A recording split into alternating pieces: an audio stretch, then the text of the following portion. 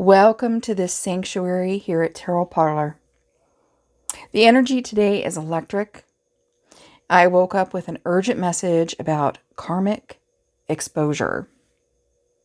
So there's someone who's been operating in the shadows, spreading lies and manipulation behind your back, and perhaps a lot of people's backs.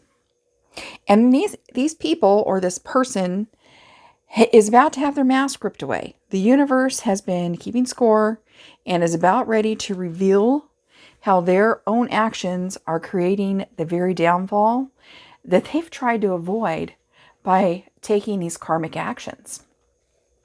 So let's go ahead and take a look at these cards and see what's being revealed today. My message for you today is patience brings clarity, and the answer you seek is already on its way.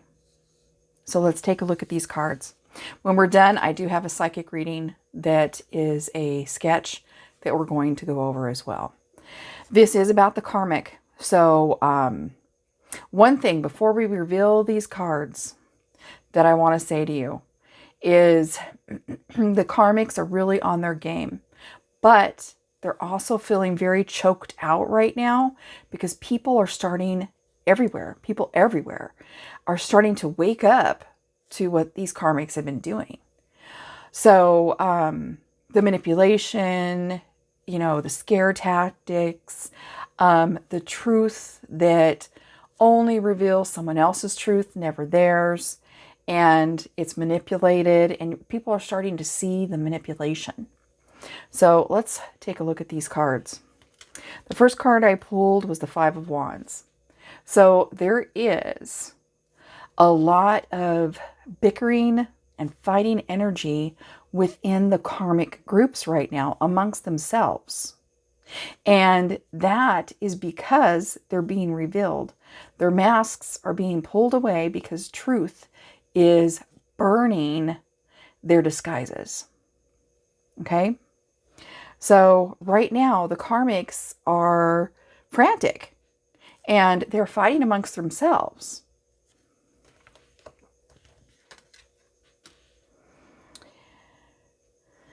If you're not really in their in crowd, okay, if you're just, on their line, kind of, you know them, you're in their phone book, whatever, but you're not in their midst of, action, their secret group, you just kind of know a few of them, then you may feel like this. You may feel like you're walking blind and that perhaps you're being led by dares.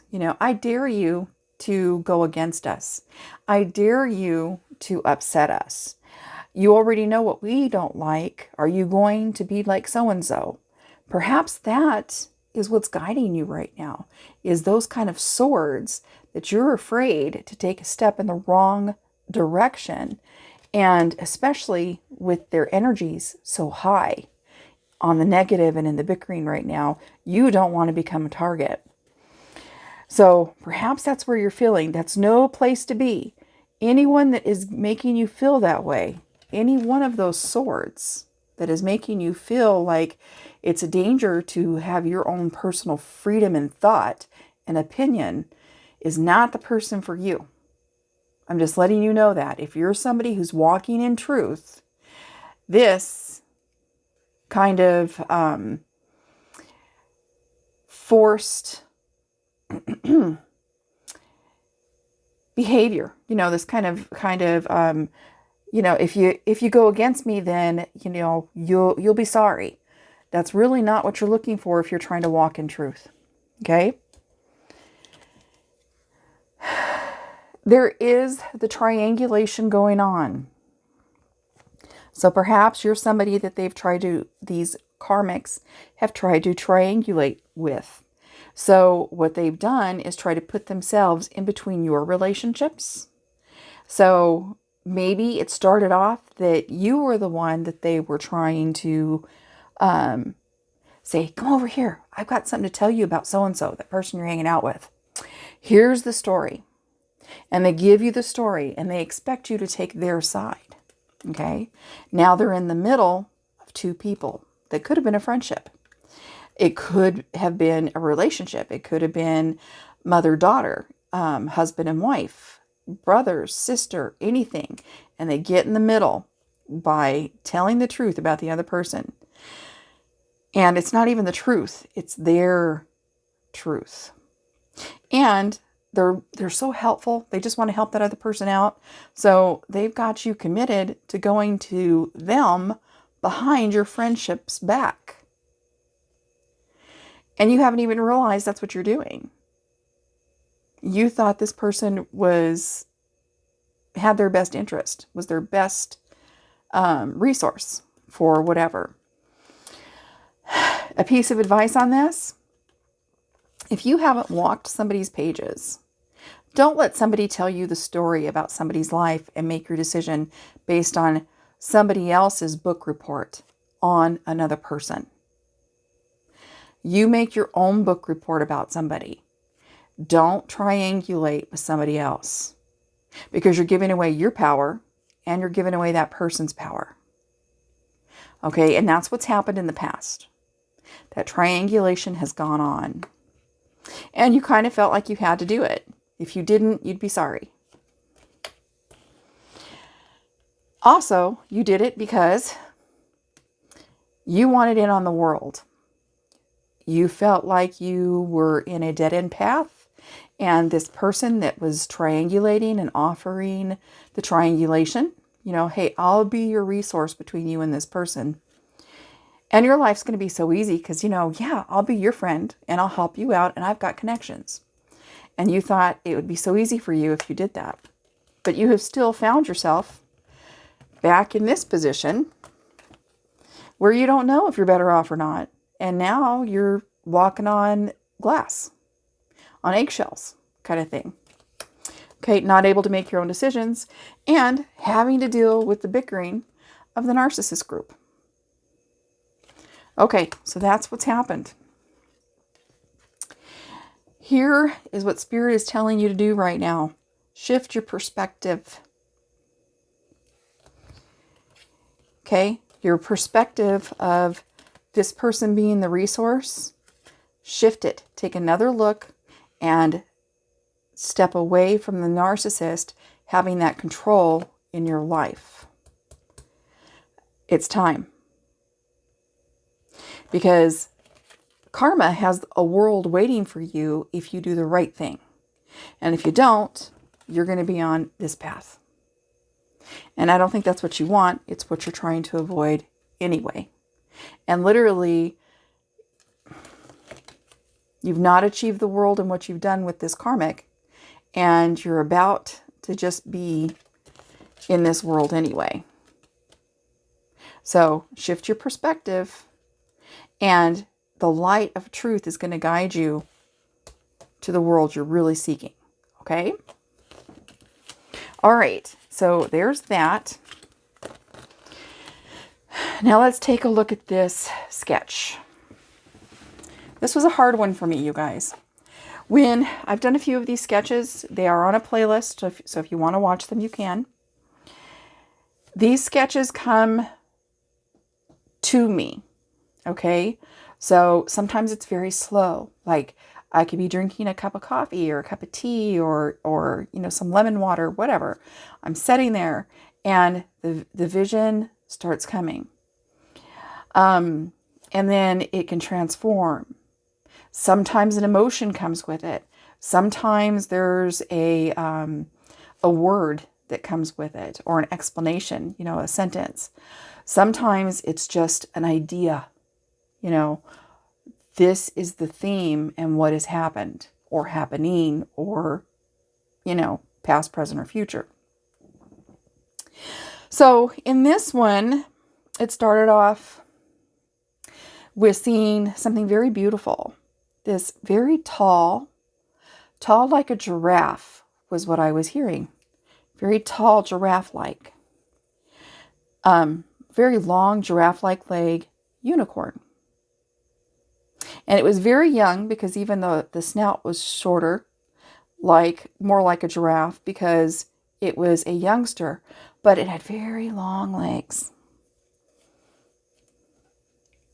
So unicorns are of the higher realm. Okay, they come from the angelic realm. And these long legs and it being a brand new unicorn, okay, this is a very protective insight that I was about to be given. And then it shifted into this image, which was a white, abominable snowman unicorn. And I kind of found that kind of funny, you know, lighthearted and funny. I think that there was a little bit of an uplifting. But as you can see, the hair on this little abominable is like all over the place. It's got a big mouth. It still has the same unicorn horn. And so it's its protector. Okay, it protects the young unicorn. All right, and so then the next thing that I did see was this little female witch right here. And I know this looks really funny right here. I'm going to explain that in just a second, but let me go over her appearance. The appearance is really important in a scrying or a sketch because anything in an appearance means something. Okay, so she has curvy hips and she's lean, you know, she's like, not lean, you know, she's got a fit figure. Okay. And she had a binding here that made her chest more rounded and a pentacle on it. Okay. So this was like a unitard that had, maybe been worn at the bottom. I don't know if you can see that very well. You see how it's worn at the bottom? And she's barefooted. She's out in a field. She's on a little hill out in a field. And she had 3 black hats. And these hats are your cone of power. So she had 3 cones of power. To me, this meant generations. So she had a maiden generation, a mother generation, and a crone generation. So she could have been out there for a whole moon phase on this hill. This could also be the fact that she's 3 generations of a witch. So it's one or the other. It hasn't been determined. It could be both. It's not been revealed yet. At the same time, then appeared a raven on this cone of power, her witch's hat. The one with the all-seeing, or the protective eye. The evil eye. And then the raven turned into a mouse, and then it turned into a cat. So I've drawn them up here, what they looked like. So first it was a raven, like this, which is very protective. Ravens also represent Odin and the bridge to Viking heaven. I can't think of the word. I can't think of the word for Viking heaven right now. But yeah, so the raven will connect you to that rainbow bridge, okay, as well. So there's something about that. And then there was a mouse looking down, and then there was a cat, again looking in this direction. Now, her facial features, she had a pointed chin, okay. She had long eyelashes. Her eyes may have been kind of closed set. And she had raggedy hair, you know, probably from being out in the wind, that sort of thing. And she had this music note for a mouth. So as you can see right here, her mouth is wide open. And it's in the shape of a music note. So to me, I heard that she was singing in the field. With this singing, I think she was prophesying, is what I was hearing, is what I was being told. So she was there singing prophecy in this field, kind of like a scarecrow. So I don't know if she was there willingly or if she was put there forcibly. But she was definitely singing her prophecy. And as each image revealed itself, that's what I had seen, was her mouth open like this. When I was done seeing the vision, I could still see the outline of that top lip being, rounded like that, and her pointed chin, but her mouth closed. Okay? When I was done seeing the vision. When I got no more vision. There was also horses around her. I'll go back to this in just a second. There were also horses around her. Lots of them. Not like right around her here, but maybe like far in the background. Okay? And this little character, which I don't know how to explain this one. As you can see, she has a witch's hat as well. And she's got this like black hair, and it's very almost Asian, or it's very thick like that, right? And cut short. It's very wiry. And it's just, hanging out beneath her hat. Let me go ahead and lift that up for you so you can see it. And her witch's hat kind of looks like a number 1. That could be significant. She is riding a moped, and she's dressed with a cape that's not really like a witch's cape. This is like an Asian cape that somebody would wear out in the rice fields. So I'm thinking she's a little Asian witch. Somehow. Some reason, some way. And she has a little moped that she drives. A very cute little moped. Nice little tires and everything. And she has this little creature that goes alongside of her. I think it actually sits on her bumper. I'm drawing a little bit bigger than what it was. And she calls it her gremlin. So she has a moped and a gremlin. I know I haven't explained what these mean yet. It's going to be significant to somebody, so I'll get there. And so, yeah, so that Asian cape, like working out in the field kind of stiff cape. And her hat, the brim of it was more like maybe a Chinese rice worker's hat. But it was black, and it was a cone of power witchcraft hat. And like I said, she had a little gremlin creature with her. Okay, back to this witch. She had a chalice at her feet. Okay, and you could only see one foot because the other one was covered under grass. So she was standing in an overgrown field. Not too overgrown, but a little bit. And then there was a curtain to the side of all of this. And this was a bathing spirit guide. Okay, that was the message that I got. And she had her little bathing wrap on and her hair wrap. And as you can see, so if her elbows were on this curtain, she was looking towards us. But if her hands were on the curtain, she was looking over the curtain. And she flashed going back and forth, okay, giving the message, looking towards me, and then looking away in, like past that veil, past that curtain, and seeing lots of things. Like she could see beyond the veil forever. Okay. And so she was getting images and messages and presenting them. So with this, I'm not sure if this girl didn't end up a sacrifice after she was done prophesying, or if she didn't go through some kind of ritual abuse while she was there. She did not seem happy. Okay.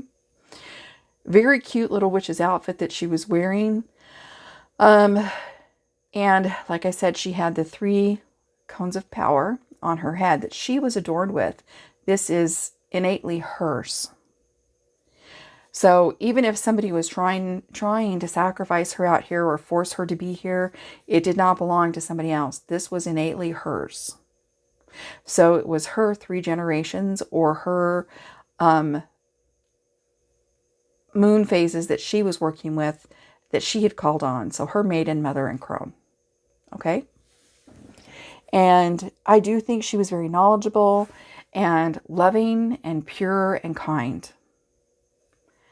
And I do think somebody was trying to use that. And the fact that she had a powerful prophecy singing gift. Somebody was trying to use that. Now, using the raven and the mouse, which can transform, right? The mouse can transform into some wonderful characters. Wonderful magical characters. And the cat as well. There's something that was protecting her. This was protecting her. Okay. So I do think she made this out of this okay, because she was protected by these 3 spirit guides. I'm not sure what this pertains to. I felt that I should share it. I do think that it's important when you have a special gift to not let somebody use it. This was her chalice at her feet. And she was singing the prophecy. It was her cone of power, her special trio cone of power, her spirit guides and protection. And the horses in the background meant something. This is the year of the horse too. So somebody's trying to take advantage this year, and they're trying to use witches, is what I'm getting. They want to use our spirit guides. They want to use our power. They don't understand our cone of power, and they don't understand the moon, and they want to use it. So be very careful if you have this kind of belief that you don't show up for people with it. You do that at your home. You know what I'm saying? Unless it's somebody not somebody that it hasn't already initiated themselves or that kind of thing. Somebody that doesn't have gifts. Sometimes people think they can bind a witch and use their powers on their behalf. And I think that's kind of what was going on, is that somebody was trying to use her powers. I don't know what this little gal had to do over here in the moped with the gremlin with this. It's possible that she was on her way to where they had the girl, and she was ready to claim some of that power. However, like I said, and she thought she was well protected with her little gremlin. But this witch was more protected. Okay? She was more protected. As you can see, she had this unicorn, this brand new unicorn that was also watching out for her, that was sent from the higher realms. And she had this visual spirit guide that worked with her prophecy, that came and let me know what she was doing.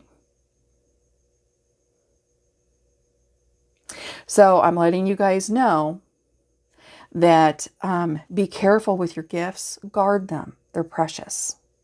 You're a precious person, a special being, and your pantheon, your friendships with your spirit guides and so on should be guarded. Because when people find out about them, people, instead of being pure and meeting their guides, end up sometimes being without that kind of thing because they don't want to do the work of cleaning up and sitting silently and introducing themselves to their spirit guides and finding them. You know, it is a big journey to do that. That hermit card comes into play. You've got to work with the shadows and get past all that stuff to get to this point. And they think it's just freely given to her, like the universe chose her and she did no work for it, and she was blessed with all of this and they wanted to take it. But the higher Kundalini elements in divine, from the unicorn and this snowman unicorn, abominable, decided, no, we're not going to let them access that realm. Do you see what I mean? These guardians of the realms came in and said, okay, we can't get her away from them right now. Okay, they're trying to use her, but they're not going to access our realms. So they didn't get any access to the realms that they wanted. And because she spoke in truth, nothing harmful is going to happen, blah, blah, blah. She did the right thing. She knows what to do. But we don't want to be put in those positions. Okay? And there's so much more beyond this veil that's going to come through in the next, I think in the next week. So stay tuned and I'll tell you guys what else gets revealed. But hold on to your gifts. Keep them close to you. Don't share them with others. You know, people need to be seeking and finding their own gifts. And That's what balances out the world. That's what makes the world beautiful. But just know that you're protected and the other realms are protected. There's really nothing that they can access if it's not gifted them. They can't use you to access those realms. The guardians aren't going to let it happen. Be blessed.